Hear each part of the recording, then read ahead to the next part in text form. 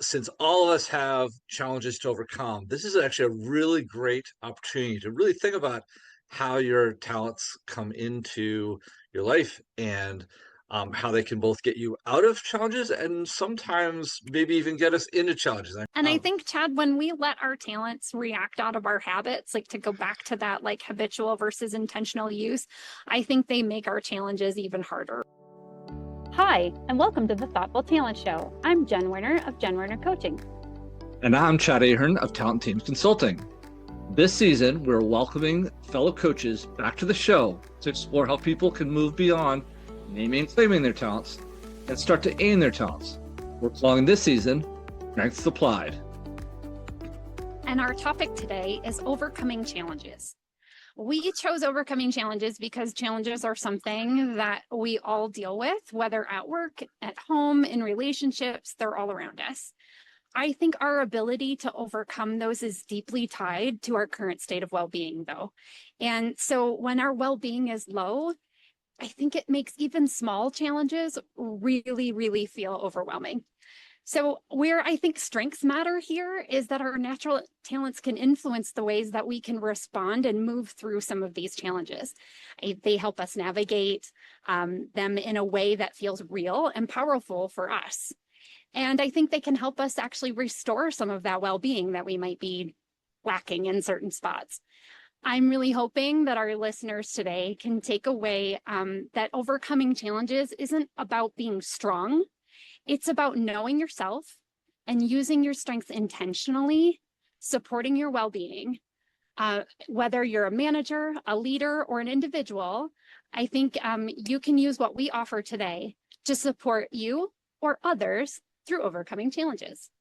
Chad, I would love to know if you found any stats for us today about this overcoming challenges. Yes, I did. So one is a little bit tongue-in-cheek, and I'm going to say that 100% of us, or nearly 100% of us, encounter challenges at some point in our lives, right? Everything is either a learning opportunity or something unexpected hits us, and we've got to work with it. I think this also ties into why I wanted to talk about this topic, because we, talked about this season being strengths applied. And since all of us have challenges to overcome, this is actually a really great opportunity to really think about how your talents come into your life and how they can both get you out of challenges and sometimes maybe even get us into challenges. I know you and I have had some sort of off the podcast conversations about that. But 100% of us face challenges. You brought up well-being. I think it's also worth noting in actual research that both Gallup and Gartner organizations have found that only about 33% of the world's working population reports having a thriving, reports being in a thriving state. That's the highest level of well-being. So 33% of the world's population, that includes about just under 50% of the U.S. population, working workforce, working population. Okay. So this is something that if challenges are impacting our well-being and we've got a lot of people not thriving at well-being, this seemed like a really good spot to start, is if we can figure out how in our work, particularly in our workplace, but I'm sure you and I are going to touch on our personal lives and social and community. There are other places where you can utilize your talents to make things a little easier and overcome some of those personal challenges, but also maybe even societal challenges. I know a lot of things are changing in society right now. So how do our talents come into that? So anyway, a little bit of stats, a little bit of my why about why I'm really glad that we're talking about this. I really hope our listeners come away with, oh, this is a really good place for us to apply our talents. Yeah. So with that said, I'm going to ask you first. I know it's just the two of us today. We missed out on having some guests today, but still a worthwhile topic that I know you and I want to talk about. What has been your experience with overcoming challenges? Where do you want to start our conversation today? Well, Chad, I think my way of dealing with challenges has really just been in like persistence, right? I've learned not to give up, but also that pivots can be necessary. And then I think the biggest one is learning to ask for help. I can't say I've always been great at that. Actually, I've never been good at that, and maybe I'm still learning to be good at that. But I would say that the use of my talents, though, in the past of overcoming challenges has not been intentional. So I think I'm, using some of leanings into some of those on a more habitual kind of basis. I tend to zoom way in. So as I encounter something, whether that's personal or at work, I tend to start digging. Like I see a problem and I see an issue, and this is a challenge that's come upon me. And so I'm going to keep digging and digging and digging.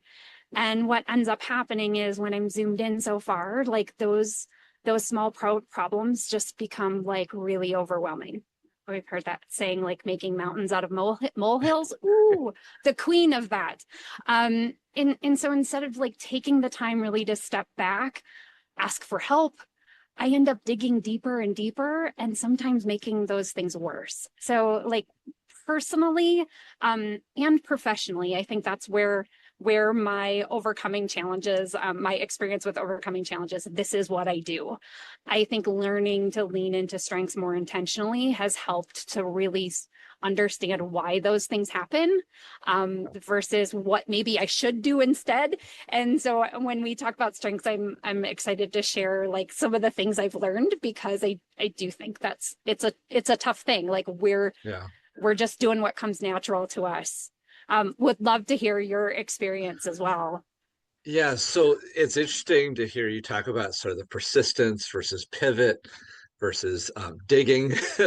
Just digging. Yeah. The visual I had when you started talking about digging was you dig, dig, and dig, and then turn around and see that there's a mountain of stuff behind. Like just like a Yes. gopher, keeps digging, and then all of a sudden there's a big pile of sand behind them because the dirt's going to go somewhere. Yep. So yeah, I can and then that's a challenge in itself to overcome. Like now I've made this other big mess behind me. Yes, exactly. Exactly, yeah. Chad. So it's you end up doubling your issues. I think I loved a lot of what you said there about you've got to figure out whether it's a persistence thing or whether you need to sort of pivot around the challenge. I think as I was thinking about this topic, and what I wanted to share with our listeners today, I think there's also an awareness that we should all have around what's an expected challenge and what sort of comes out of the blue, what's unexpected. So, for example, for myself, and I'm sure some of our listeners will resonate with this, sometimes we make the conscious choice, be like, okay, I'm going to change maybe my role. I want to go find a new job. Okay, well, that's a challenge that you're kind of taking on. It's an expected thing. You can plan for it. It's kind of happen, but you're still going to need to work through it. Okay, right. There's a little bit more of I have a game plan for digging, as Jen says. I right. know what the basement's going to look like. I know how we're going to build. I know what we're going to do with the pile of sand behind me. So in my own life, I think about some of the different roles I've had. I've talked before in previous episodes about my background in higher education. I've gone from admissions to alumni development, and then within alumni and development, I've transitioned from direct frontline fundraising to more donor relations, back office, setting up systems.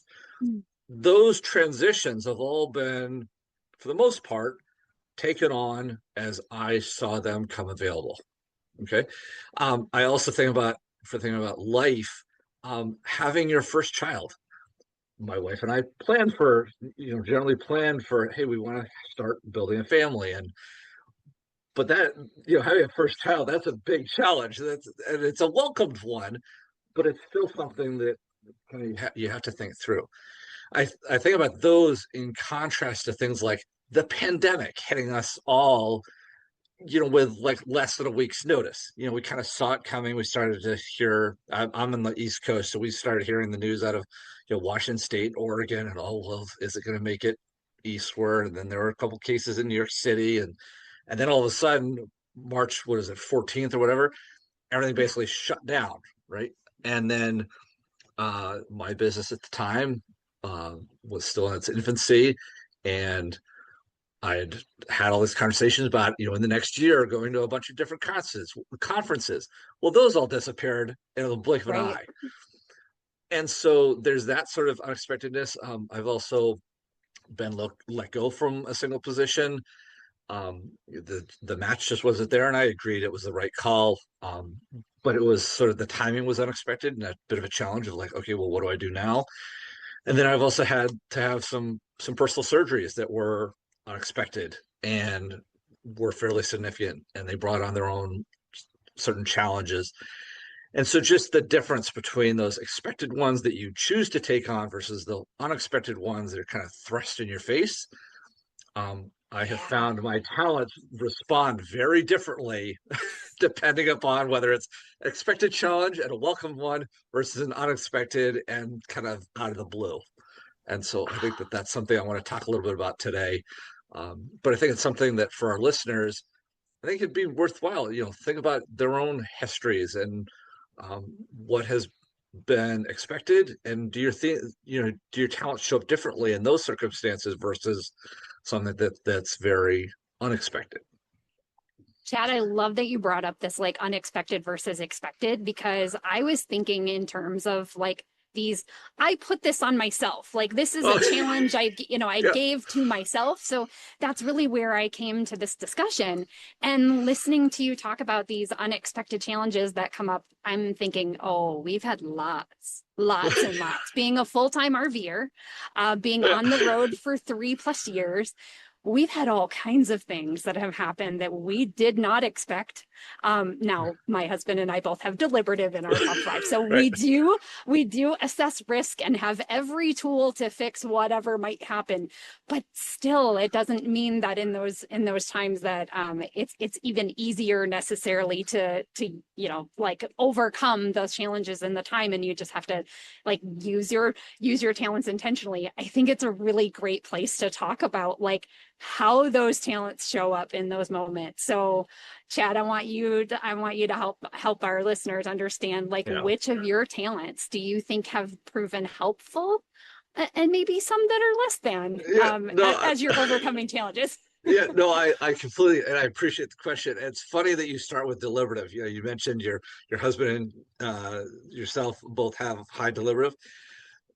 It's interesting you mentioned that one, because I've been reflecting a lot on my deliberative, and it's actually the one that's less helpful in unexpected challenges for a couple reasons.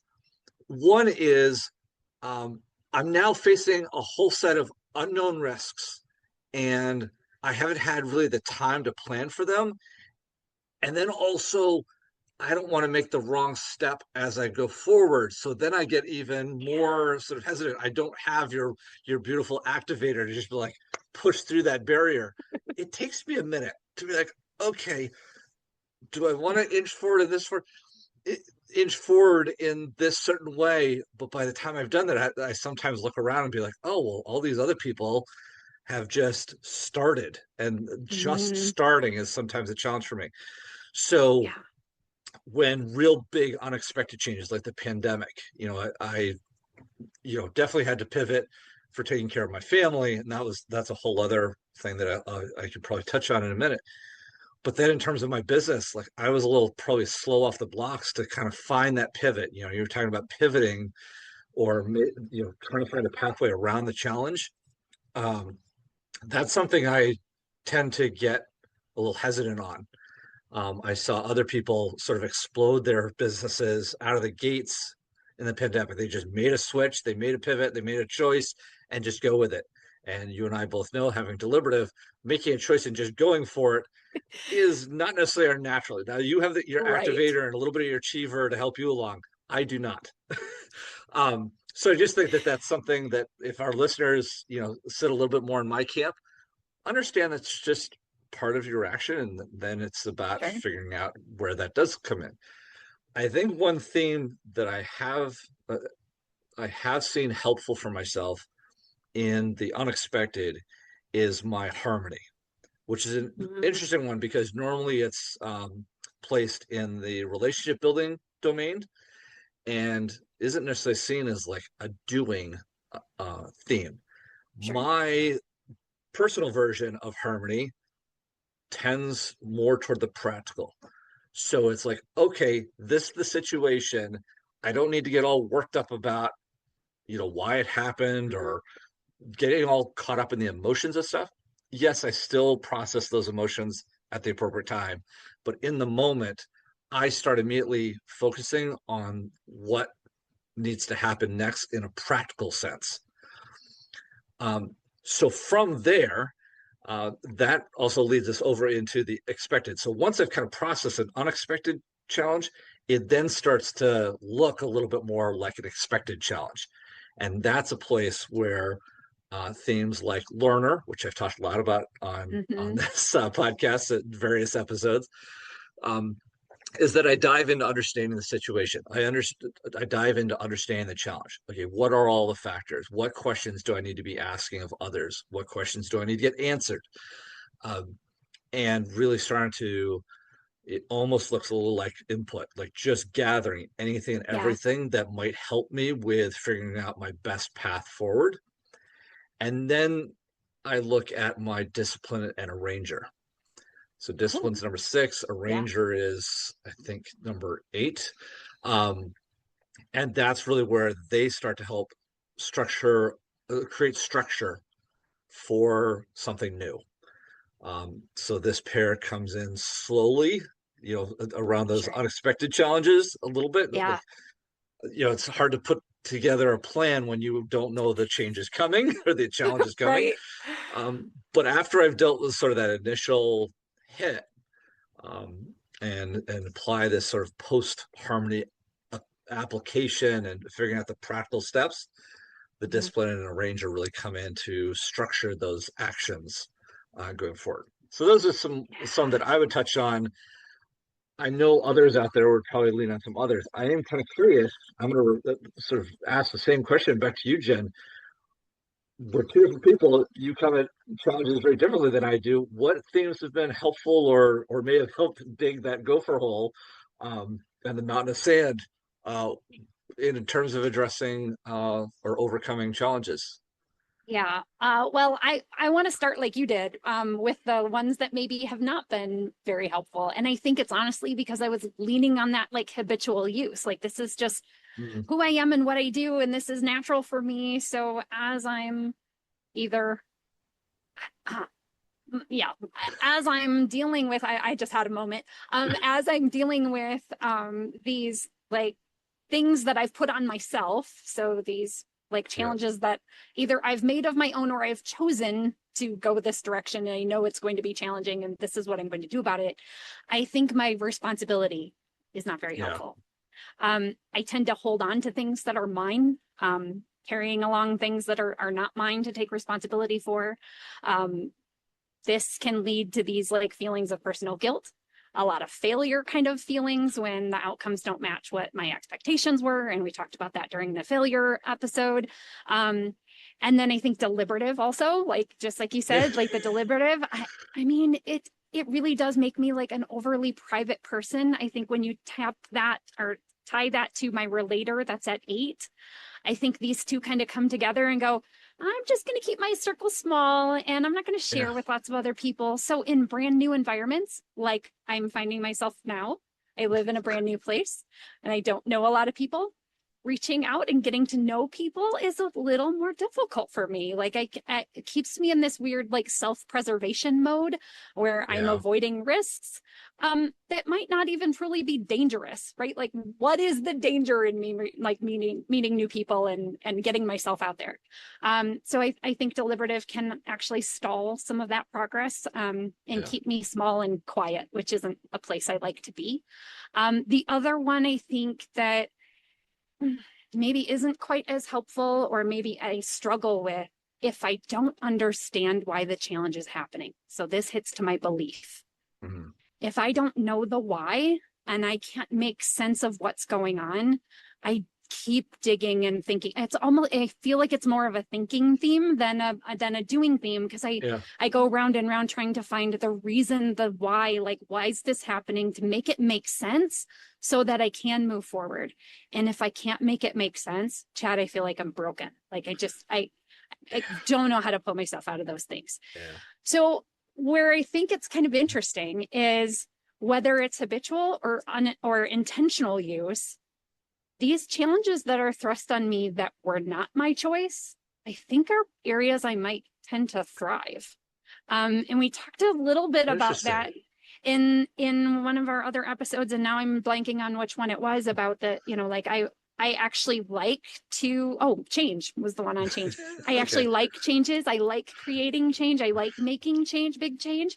So I think my achiever, my activator, and my consistency help really well with like putting together like that process, or like, we're going to do it this way and this is how we're going to handle it. We're just going to keep going. My activators like, yep, like, we can get through this. Let's just keep pushing forward. It gives me that drive. I get the momentum. But I see those. And then if I have a good why, again, like, I created this challenge because of a good why. I think those all blend really well to doing good things for me. What I think I've learned through looking back at my strengths and how I've used them in the past versus intentional use, and sometimes how I'm still currently using them. I think that some of my challenges like just couldn't be overcome on my own. And that I required support and help from other people, and that I just didn't always ask for it. So I think being more understanding and intentional about what it is I need, and then asking for that, I think has been a really big thing. The other one is having a moment to, like, when I realize I'm digging, I know I need to step back and look at the big picture. And I'm not always great at understanding that's where I am at in the moment. I'm thinking I'm digging and it's a little pile behind me, and then it's not, it's giant, like it's going to overcome me here in a minute. But I think that's the other big one is if I feel myself digging, it becomes this whole, like, I really do like close in on myself and I'm just work. If I can realize that feeling in the moment, it does help remind me, I just need to step back and get the big picture. I also think it's really good if, like, I've learned to let go of things that aren't mine to carry. And those are some of the things that, just through seeing how I've used my talents in the past, how I'm trying to intentionally use them now, I realize that those are some of the things that have held me up in the past. But knowing those lessons, stepping out, zooming out, stepping back, looking for the big picture, and then putting down, letting go of the stuff that's not mine, has been really big. I thought it's fascinating you talking about responsibility, because I too fall into that trap of, you get a challenge, some things, especially if it's unexpected, sort of thrust upon you, and then feeling like, okay, well, this is mine to carry, this is my challenge, instead of taking that second, that pause and going, okay, who could help make this load a little easier? Who could help me carry this? Or who could help me sort through the challenge and figure out the best path forward? So I think that there's a broader lesson there. You and I talk about coming at it from a responsibility themed or a responsibility talented way. Right. But I'm sure that also, there are other themes that probably have some of that, like, I need to carry this. I don't know why, but the first one that kind of comes to mind is focus, like thinking like, I am the singular person that's going to take care of this, and I'm going to drive all the way through the plan. Right. Okay, well, wait a minute. Maybe take your head up for a second and be like, okay, who else can I get focused on the same sort of thing?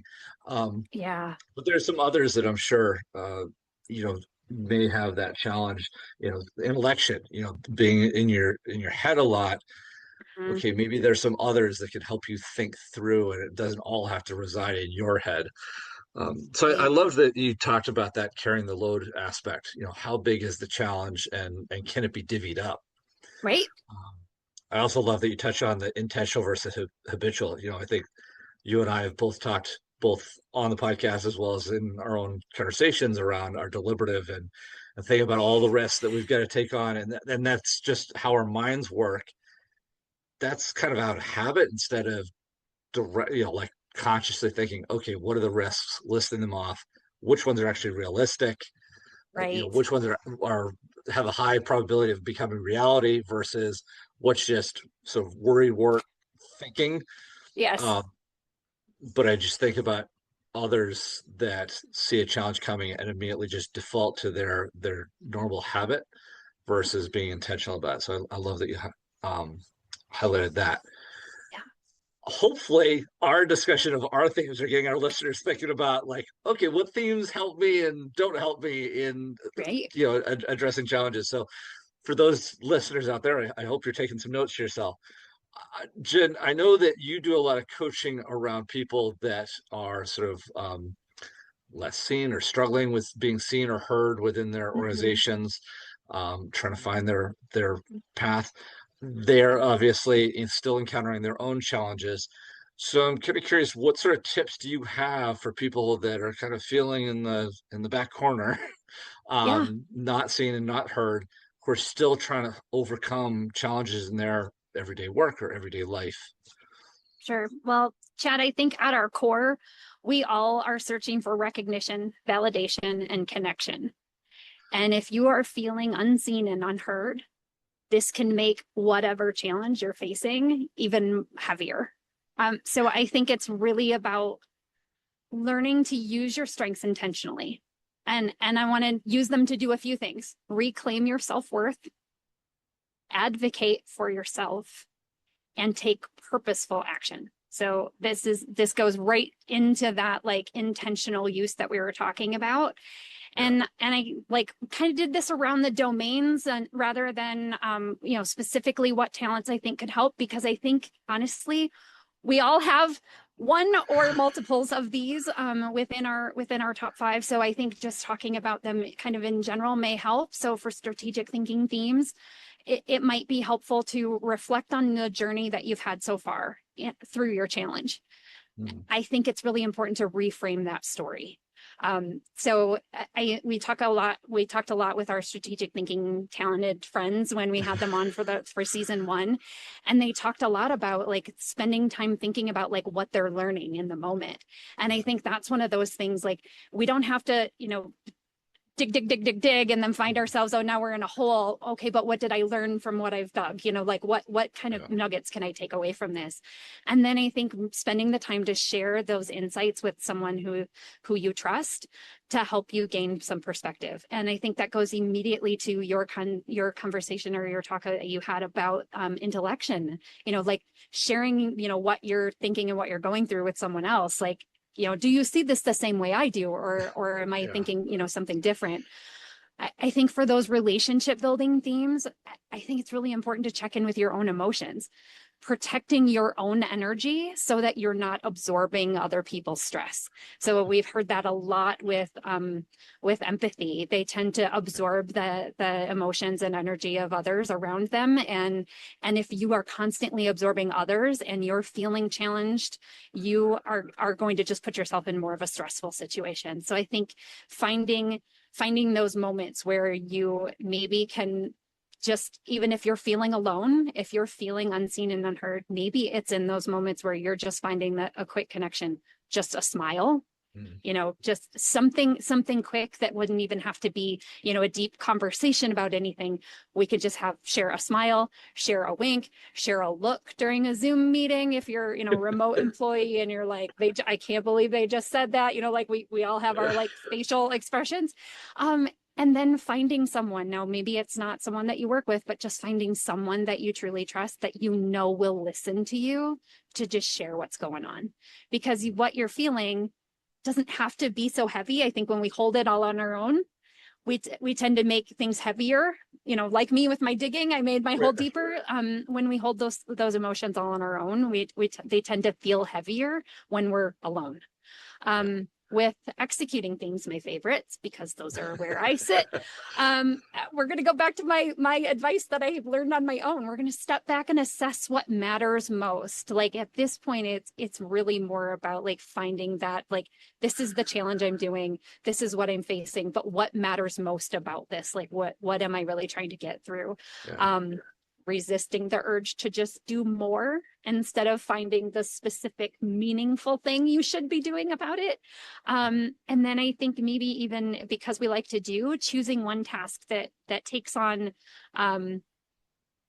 takes your energy to a more meaningful place that will help you align with your values. I think that's, I mean, and I may be coming a little more from my belief side there, but I do think, if you can put this to something that means something to you, even if no one else notices, like you feel like you got where you wanted to go because you did something that was meaningful for you. And then influencing themes, I think they're probably the easiest to talk to about what to do when you're feeling unseen and unheard, because they are the ones who are typically out there and like reaching others. But if you're not feeling like you're reaching others, maybe write or record your story and talk about like the impact you're making, whether you share that with anyone or you just read it aloud to yourself, record it, listen to yourself saying that. I know a lot of people hate listening to their voice, but it's in that moment where you like can spend, you are making an impact, you are influencing, and if you share that, even if you're just sharing it with yourself, I think that it does a lot to like boosting back to that self-awareness.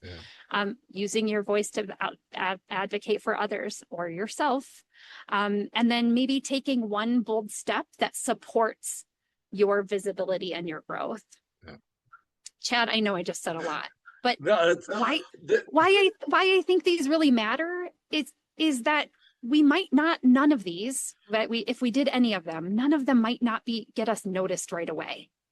But what it does is it shifts our internal like mindset from this like helplessness that we might feel about being one inside a challenge.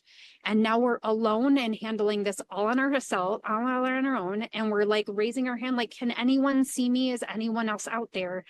When you can shift that perspective from that helplessness to starting to do some of these things and see it for yourself, see those purposeful actions for yourself, it shifts us to that more like mindset of empowerment. And I think that's when we start to begin to see our own worth and our value, others begin to see our value too, because we're more apt to put it out there to others. Yeah. No, I first of all, awesome job breaking that question down by domain. I thought that was brilliant. You offered some really great suggestions. I think one of the big things I took away is, it kind of goes back to what we were talking about when discussing how both of our responsibility talents show up, of taking on the whole thing. Yes. And all of your suggestions in one way or another, at least this was my takeaway, was that it was about divvying up. It was about, I toward the end, I started to get a visual of like somebody sitting at a desk with just stuff piled on top of them in a big, like, triangle pile to the floor. And really what you're talking about is whether you're using executing or relationship building, you're taking a pile of papers and trying to hand it off to somebody else, not as I'm giving up on myself or I can't do the work, but this load, this big triangle pile of work to do, or the singular challenge that has a lot of weight to it, you're starting to take some of that weight off and like reaching out and saying, oh, it doesn't necessarily all need to be on me, or people can help me with this. And I just need to figure out the way that happens is going to be determined a lot by sort of the larger domains. And obviously each theme is going to have its own variation or its own little flavor of how you do that. But that was something that I think is really powerful. And because as you unload stuff, coming back to the unseen, unheard, if the beginning of that visual is you're unseen because you're under all this challenge, you're under all this load. But if you can start pulling off the piles and, oh, wait, now there's his face, or there's her arm. You can finally start to see the chair he or she's sitting in. Yeah. So it's you start to make yourself open and available and vulnerable by starting to figure out how do you piecemeal this. And then the Right. challenge itself, we're here talking about overcoming challenges. The challenge itself gets smaller because there's less direct load on you, but that the people around you that are meaningful to you and are willing to support you, what you feel seen or heard, they're at least willing to step in and say, okay, we've got you. Um, Right. you just need to figure out how to then take advantage of that, those people coming by and say, hey, this challenge doesn't have to be all on you. So anyway, a Right. little bit circular there, but just Yeah. I loved how you broke it down, and the challenges I think you and I especially take on very much in a singular way. And maybe the big message here is think about how you can use your themes and your talents to make it more of a we thing versus a me thing. Um, Yeah. so yeah, Well, I love the visual you gave about yeah, the mountain on the desk. That is kind of how it feels. I mean, when you're yeah, in that place and you just keep piling these things around you and you feel like you have to take it all on your own, regardless of what your talents are. I think we all tend to do that in moments of challenge. We think like, oh, well, they say dig in your heels and just like work yourself through it, but that may not be the best way. And yeah, we're here together for a reason. We have the talents we have because we're great at those, but other people are great at others. Like, how can we partner and bring those yeah, people in to help us so that we can get better? Yeah, for yeah, sure. yeah. Chad, do you want to switch this over to talk about some manager stuff? Yeah, I'd love Uh, to. all right. Well, so like share with us and our listeners, what advice might you offer to those brand new managers when they're using their strengths to overcome challenges? Yeah. So this is actually going to continue our thread about sharing out. I think Oh, one of the big great. takeaways that we're starting to strike on here is that overcoming challenges can be a team thing. It does not always have Yes. to reside on us.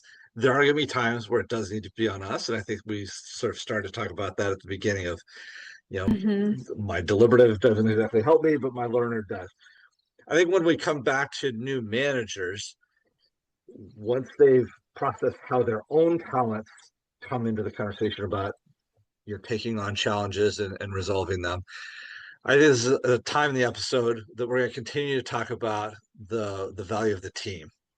So anytime a new manager is faced with a set of new challenges, especially if they're just walking into the role, there's probably plenty sitting out in front of them that Hmm. needs to be addressed.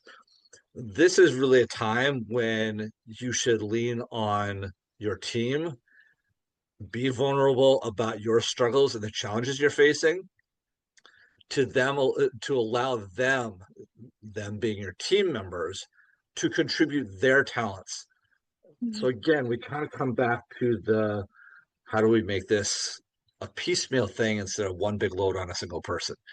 Yeah. So I didn't do it necessarily by domains, which I thought you were really smart to do, but I'm actually going to mix Nice. in a couple different. So I'm going to Oh, pose great. some possible challenges. So maybe you're struggling to connect with new people or your customers. Okay, find somebody on your team with maybe woo or includer or learner, people that can help you with that outreach aspect, um, that can bring people to the table, or that you can understand the challenges of your customers through the eyes of your team members that have that more outward facing approach. Maybe you're struggling with understanding the data. You've walked into a new role, you've got all this information out in front of you. How do you process it all? That's the challenge Yeah. of how do you process. So then maybe you're trying to find somebody with analytical or input or even connectedness that they can see all the. I always go back when I think about connectedness to our episode with Jessica Cowan. She Hmm. said, "Oh, I could see sort of the constellation of things out in front of me, and then I can sort of piece them Yeah. together." Man, if you're trying to, boy, if you're trying to understand data or understand all the information around you, boy, that's somebody I would lean on to try and figure out, okay, how can they kind of bring it all together? Hmm. Um, Maybe you're struggling with the unexpected. We talked about unexpected versus expected challenges. maybe lean on somebody with adaptability or strategic or activator. I thought, as I was preparing, I was thinking about how you sometimes talk about your activator, just like get into it. I can deal Right. okay with the unexpected because I just do.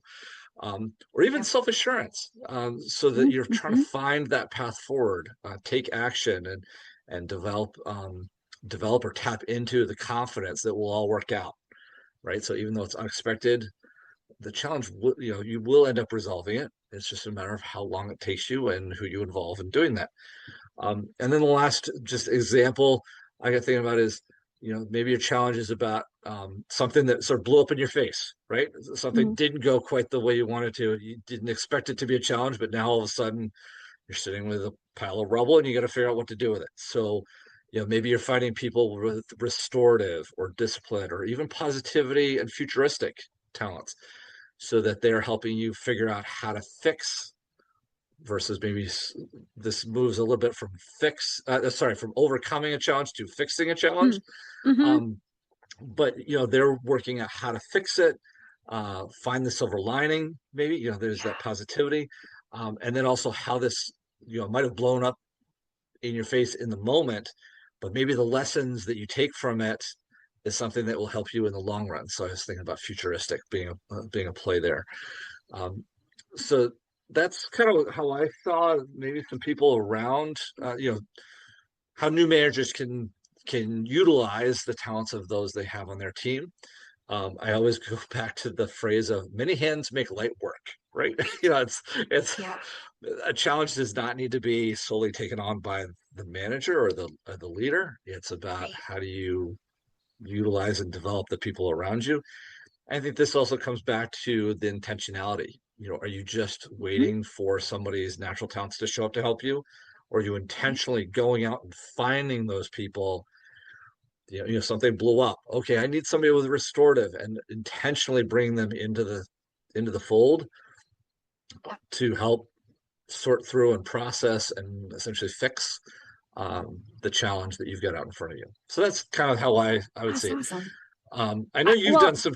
Oh, so go ahead. Well, I was gonna say I love that you're talking about like bringing the team in so that like we said when I started this, when you are by yourself, it does tend those feelings of overwhelm tend to get you because you're dealing with this challenge on your own, but you probably don't have to. Like in most cases, the challenges we're going through, we don't have to carry all on our own. So I love that Yeah. you talked about how the manager can use those team members in order to like get there. I think another really good thing for the manager to know is like what their strengths look like when they're under stress, because Oh, that's a good one. like and even your people, because I saw and I know I'm not the stats girl, but I saw a stat from Gallup that was like what only 20% of US employees strongly agree that they like their job. So if you don't like your job and you're there all the time, like chances are you're gonna like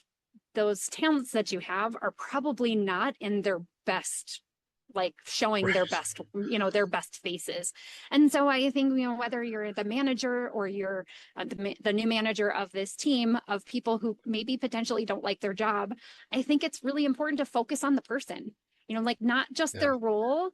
Look at what might be beneath the surface, like what struggles they might be dealing with, because it's one of those too, like the struggles that they have at home may be bleeding into the Yeah. struggles that they are having at work. And if you're not having those regular meaningful conversations with your employees, like that we harp on all the time, Yeah. I think there's not really a good way to figure out what that is unless you're somehow like close to them and know their business. You don't always know what's going on in the background. So I really like the idea of like the more hands make less, or the what Many more hands. hands make light work. There Many you go. hands make light work. Yes. Yeah, I love that, because I think it's really important for all of us to remember, not just individuals as we're trying to do our own jobs and our own role. Like if we need help, it's great to reach out and ask for help, but also the manager does not have to carry this all on their own. Yeah. They can, look to their team for support, or even up to their managers to look for support. So I thought those were great things to say, Chad. Yeah. Love those ideas. Yeah, no, it's definitely something that yeah, you've heard me before talk about team analogies, and one player could not play the entire field or the entire court. Yep. You're going to burn yourself out doing that, and so it is about leaning on people. And I think a lot of managers that I've been talking to feel like they've got to do all the work on their Yep. own and still try and sort of develop their team in some meaningful way. Um, Yeah. they can go hand in hand. You can develop your team while they're helping you tackle certain challenges and overcome them, and work through all the options. But it is about, as you just said, it is about knowing your people, and that only comes from having regular conversations, which has Yep. been a long-standing thread throughout all of our Yes. many of our podcast episodes. So Yep. I really appreciate you bringing that back up. That having conversations and knowing your people is core to this. So, Well, and I um, think, Chad, when we let our talents react out of our habits, like to go back to that like habitual versus intentional use, I think they make our challenges even harder to just deal with. So, I know like if we're feeling unsure of how to move forward, like this isn't something that you're handling on your own. Like you and I've been there, everybody's been there. Like we don't know what to do. I think sometimes the most powerful step is just asking for help. yeah, Maybe gaining some of that perspective and learning to use our strengths with purpose. And yeah, Chad, you and I are specifically here to help people through that. So yeah, I think that's something that we're always eager to help others understand how to best use those yeah. talents in No, I purposeful ways. completely agree. And as we both say, the doors are always open, right? We're more than happy to Right. talk to people. So, Yes. um, Jen, we've covered a lot of ground. We've talked a lot about our personal experiences and themes that are both helpful and hurtful. The value of, or the importance of understanding whether it's an expected challenge versus an Yeah. unexpected challenge, and the intentional versus the habitual. I love all the ground we've covered. Is there anything else that you wanted to share before we sign off? We've, believe it or not, this has been a full almost hour Nice. that we've been together. Um, and before we overwhelm all of our listeners with even more learnings, were there any other big key things that you'd want to touch on before we sign off?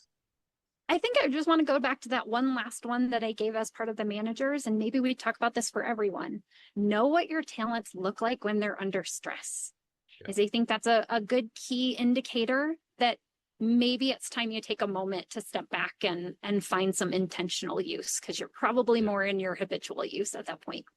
Yeah. Yeah. And I'm How going to about build you? on that. My last takeaway is, I think,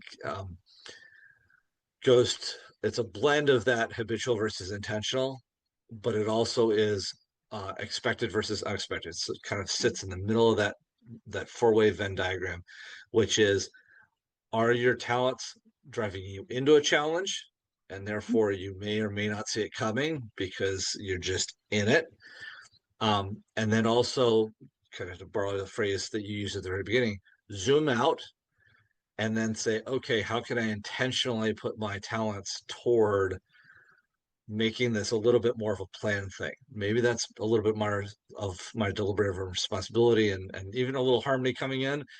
But I think in general, if people can sort of take a step back and really think about, okay, how can I make this a challenge that is doable and manageable, by intentionally approaching it, maybe with some teamwork, but intentionally approaching it, I think is going to be the game changer. So that would be my sort of wrap up comment, bringing together a lot of different threads from our conversation today. So, with those wrap ups said, I'm going to keep encouraging our listeners, keep playing to their strengths. And as always, be uniquely you. If you enjoyed this episode, we encourage you to like, follow, and subscribe wherever you find your podcasts.